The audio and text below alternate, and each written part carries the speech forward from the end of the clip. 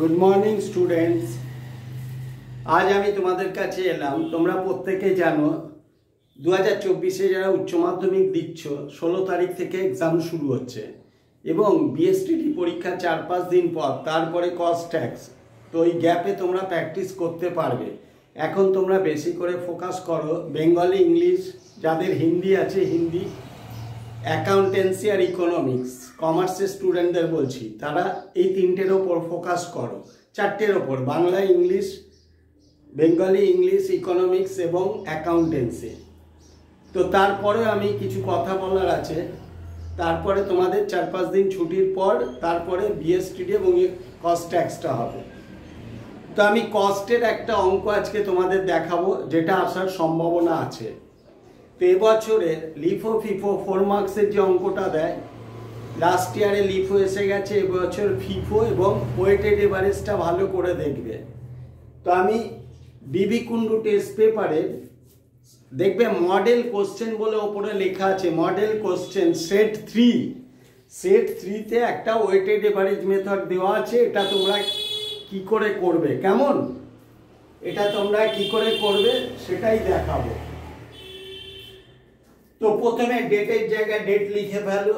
আচ্ছা, তার আগে বলি এইসব জিনিসগুলো লিখতে হবে: store, ledger, folio number, maximum level, minimum level, ordering level. এই কথাটা লিখে রাখবে, 2-1টা অঙ্ক প্র্যাকটিস করো, এগুলো মুখস্থ হয়ে যাবে।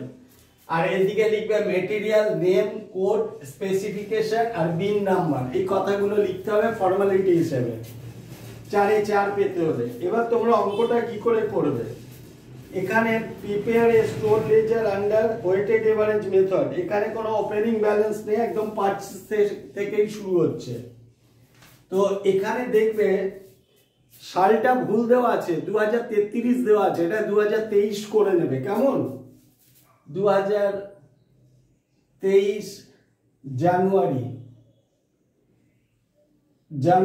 2। এই অঙ্ক খুবই সোজা, ঘর কাটতেই যা টাইম নেয়। পারচেজ 100 ইউনিট, এই রিসিপ্ট মানে পারচেজ 100 ইউনিট লেখো। 1 টাকা 60 করে 160 লিখে দিলে এইটাই আবার ব্যালেন্সে নিয়ে চলে আসো। 100 ইউনিট 1.60 160। যেহেতু এটা ওপেনিং ব্যালেন্স নয় তাই ওপেনিং স্টক লিখলাম না। এরপরে একটু গ্যাপ দিয়ে দিয়ে লিখবে। এরপরে 2 তারিখের পরে 10 তারিখ একটু ছেড়ে ছেড়ে লিখবে।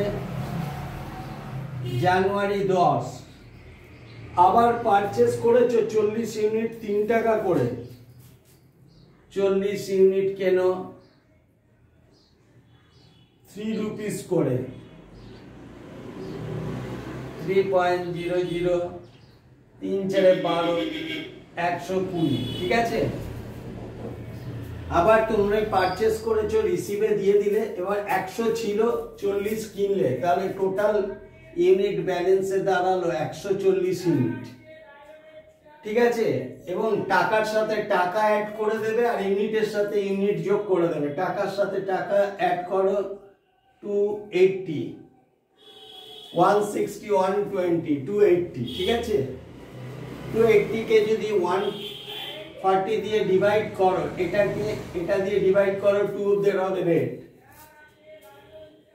10 তারিখের পরে 15 তারিখ জানুয়ারি 15,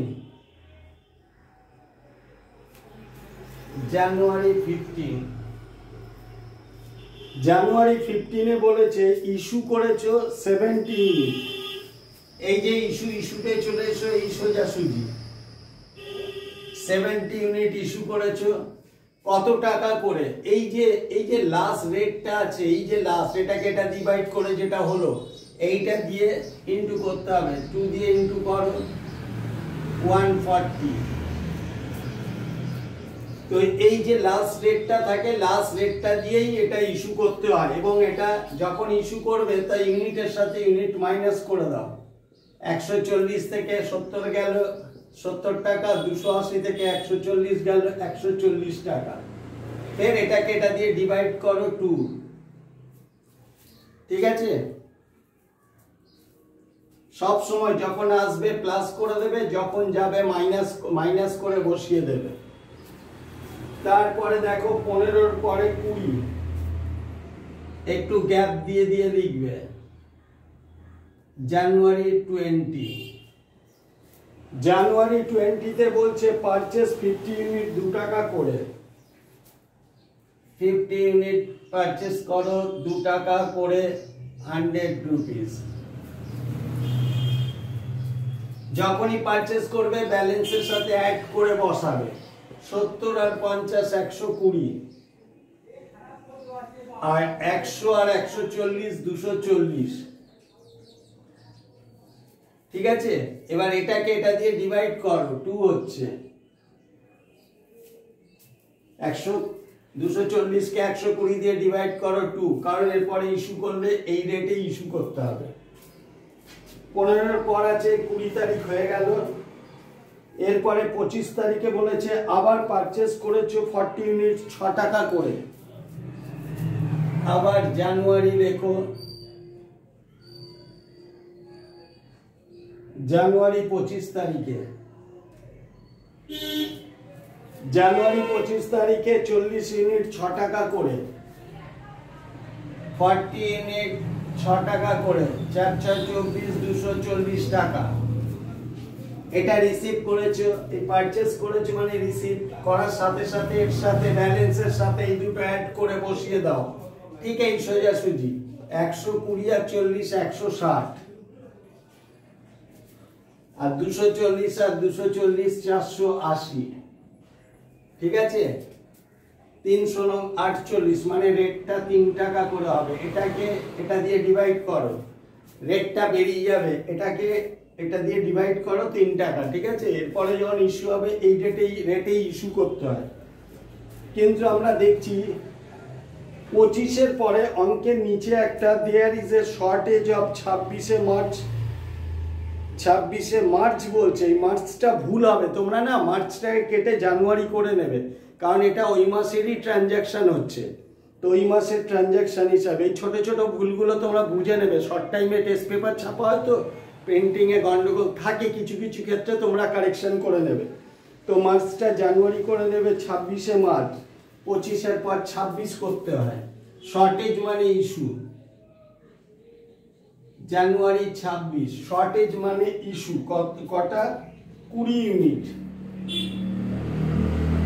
ইস্যু 150, 20 ইউনিট।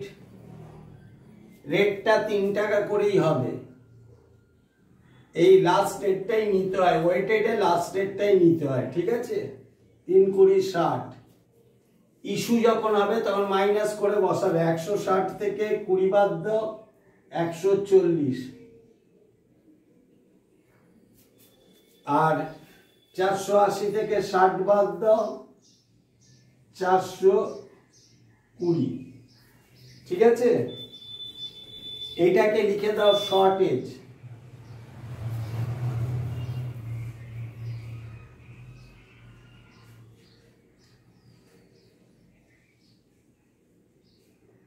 শর্টেজ কথাটা লিখে দাও। শর্টেজ লিখে দিলে হয়ে গেল। তাহলে তো 420 কে 3 14 42 রেটটা করে দাও 3 টাকা করে। এটাকে এটা দিয়ে অলওয়েজ এটাকে এটা দিয়ে ডিভাইড করবে, রেটগুলো বেরিয়ে যাবে। আর লাস্ট রেটটা দিয়ে, এই লাস্ট যে রেটগুলো আসবে সেটা দিয়েই ইস্যু হয়। দেখো 30 তারিখে, জানুয়ারি 30, জানুয়ারি 30, জানুয়ারি 30-তে ইস্যু হয়েছে 90। চলে এসো ইস্যুতে 90।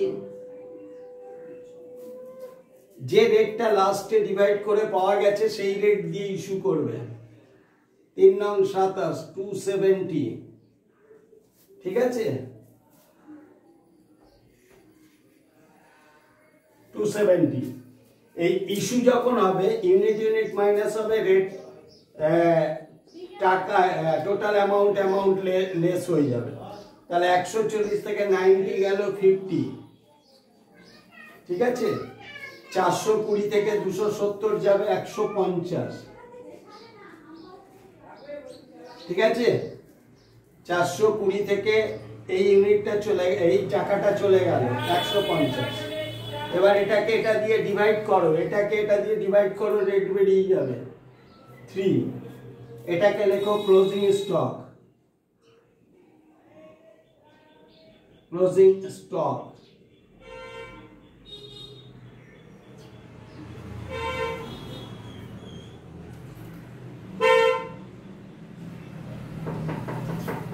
ঠিক আছে, তাহলে আশা করি তোমাদের প্রত্যেককে বোঝাতে পারলাম। তোমরা যদি বুঝতে পারো তাহলে আমার চ্যানেলটাকে দেখো, ইউটিউব চ্যানেলটা শিবু স্যারের ইউটিউব চ্যানেল দেখো। কস্ট ট্যাক্সের প্রতিটা মেথডের 2-3টে করে অঙ্ক দেওয়া আছে, তোমরা ভালো করে প্র্যাকটিস করো, নিজেরা দেখো, বন্ধুদের দেখাও এবং বেশি বেশি করে লাইক এবং শেয়ার করে দাও, আমি খুশি হব।